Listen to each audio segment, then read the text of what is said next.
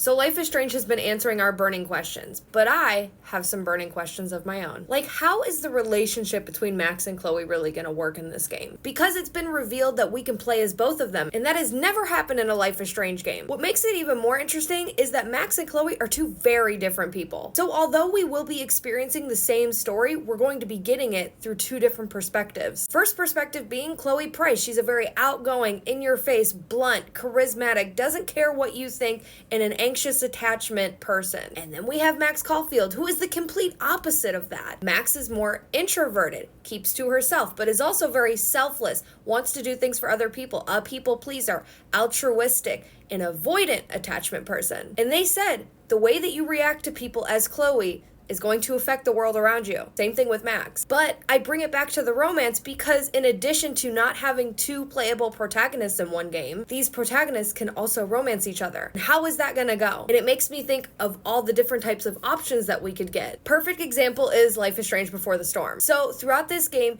you can have many different interactions with Rachel and choices that you make involving Rachel. That affects your relationship and how she reacts to you, which ultimately leads to about 3 different relationships with her. One being a friendship, one being a very light romance, and then the third one being a very deep and romantic and intense connection with her. And this is a good example of how different it can be with her. You can flirt with her throughout the game, but not really give kind of like heavy romantic vibes. So you will have the one kiss with her, and then you can have a conversation. But if you have heavily flirted with her and formed this deep connection with her, after the first kiss, they go in for a second kiss, and it's a very long, passionate, romantic encounter where she's even putting her hands on Chloe's face. And a lot of the same scenes end up being a little bit different if you have a heavy romance with her. So I am wondering if it's going to be the same for Max and Chloe. I mean, obviously we also have Vin and Amanda that we can also romance, which I'm going to be doing a side-by-side playthrough because I loved the romance between Max and Amanda. But I'm just thinking about how wild and crazy and how many different scenarios that there could be